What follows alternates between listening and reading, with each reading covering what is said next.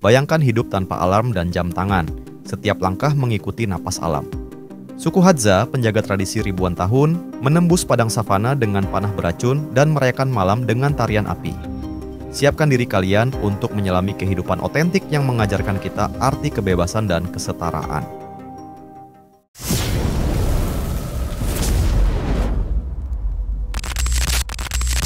Di padang sabana dan lembah-lembah subur di sekitar Danau Eyasi, Tanzania Utara, suku Hadza menjalani kehidupan yang berdenyut selaras dengan ritme alam. Lembah-lembah lembab, semak belukar lebat, dan padang rumput kering menjadi arena utama mereka mencari makan, bukan dengan bercocok tanam, memelihara ternak, atau menyimpan hasil panen, tetapi dengan mempertahankan gaya hidup pemburu pengumpul yang telah dijalani turun-temurun selama lebih dari 10.000 tahun. Mereka hidup dalam keluarga kecil, biasanya terdiri atas suami, istri, dan anak-anak, yang bergabung membentuk kamp-kamp temporer. Setiap 2 hingga 3 minggu, ketika sumber daya mulai menipis, mereka berpindah. Gubuk-gubuk daun akasia dibongkar, alat berburu dan peralatan memasak dikemas dengan teratur, dan langkah kaki membawa mereka menuju sudut baru savana yang menjanjikan. Tidak ada pemimpin tetap dalam struktur sosial mereka. Keputusan penting diambil melalui diskusi terbuka di mana suara tua dan muda sama-sama didengar. Kesetaraan bukan hanya norma sosial, melainkan landasan hidup mereka. Ketika fajar menyingsing dan kabut tipis menggantung di rerumputan, para pemburu bersiap. Busur panjang dari kayu lentur tergantung di bahu, anak panah beracun disusun dalam quiver kulit yang melekat di punggung. Racun dari getah akasia digunakan untuk melumpuhkan otot pernapasan mangsa. Pemburu berjalan perlahan, nyaris tak terdengar, menelusuri jejak impala yang baru saja lewat, mencium aroma kotoran babi hutan yang masih hangat, dan membaca arah angin dengan naluri terasa. Strategi mereka melibatkan kerja tim.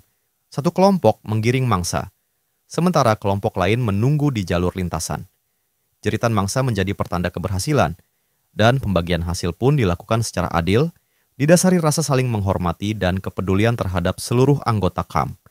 Musim kemarau panjang membawa tantangan baru. Umbi-umbian mulai sulit ditemukan, buah menghilang dari ranting pohon, dan kebutuhan akan cairan meningkat. Madu, hadiah alam yang manis dan bergizi tinggi, menjadi incaran utama. Proses pengambilan madu adalah sebuah seni dan ritual. Tim Hadza menggunakan kode siulan bisu untuk bekerja sama, mengepung sarang lebah liar yang tersembunyi di celah batu atau di pucuk pohon baobab raksasa.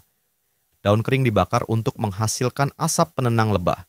Tangan-tangan terampil memanjat pohon, mengekstrak sarang dengan hati-hati, lalu menampung cairan emas itu dalam wadah anyaman. Madu tak hanya sebagai makanan, tetapi juga sumber energi dan elektrolit yang sangat penting di iklim sabana yang panas dan kering. Tidak ada konsep kepemilikan pribadi atas hasil buruan atau temuan. Anak-anak, lansia, serta anggota camp yang sedang sakit selalu menjadi prioritas utama. Jika ada yang mengambil berlebihan dari kebutuhan, masyarakat akan menegurnya secara kolektif. Perebutan hasil seperti umbi atau babi hutan tanpa persetujuan akan memicu musyawarah komunitas. Konflik kecil ini biasanya diselesaikan melalui pemberian kompensasi makanan atau bantuan kerja kepada keluarga lain. Seluruh wilayah jelajah dianggap milik bersama. Hak atas tanah bersifat kolektif, dan pelanggaran seperti memburu di wilayah kelompok lain tanpa izin biasanya diselesaikan secara damai, dengan negosiasi atau kerjasama lintas kelompok. Menjelang malam, obor damar menyala di setiap sudut kamp. Api unggun menjadi pusat interaksi sosial. Di sekelilingnya, wajah-wajah hangat bersinar oleh cahaya oranye yang menari. Cerita hari itu diceritakan ulang. Bagaimana pemburu hampir diseruduk babi hutan, bagaimana anak-anak menemukan sarang lebah tersembunyi, atau tentang kisah arwah leluhur yang dipercaya bersemayam di pepohonan. Tabib kamp, sosok bijak yang dihormati karena pengetahuannya akan herbal, menyiapkan ramuan dari akar 3 jari, daun gungu gunungan, kulit pohon pahit untuk menyembuhkan luka, demam, dan gangguan pencernaan. Ketika pengaruh luar mulai masuk lewat misionaris dan program pemerintah, kehidupan Hadza pun menghadapi tantangan modern. Sekolah, pusat kesehatan, dan sistem sanitasi mulai diperkenalkan. Anak-anak belajar membaca dan berhitung, membuka wawasan baru, tetapi juga membawa kekhawatiran akan hilangnya bahasa ibu dan keterampilan tradisional.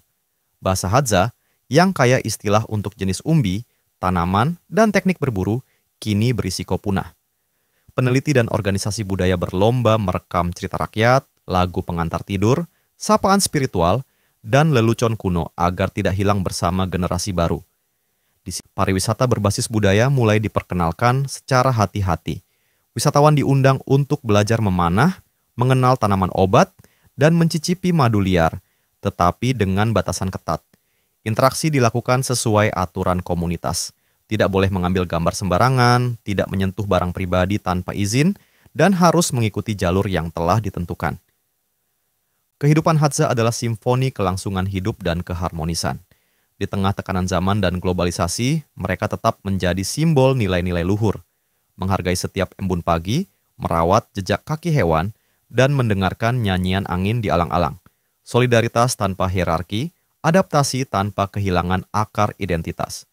Kearifan mereka, pengetahuan ekologi, ritual penyembuhan, dan prinsip berbagi adalah pelajaran berharga bagi dunia yang terus mencari keseimbangan antara kemajuan dan kelestarian. Terima kasih telah menonton. Untuk konten menarik berikutnya, silakan like, subscribe, dan bagikan video ini. Sampai jumpa di episode selanjutnya.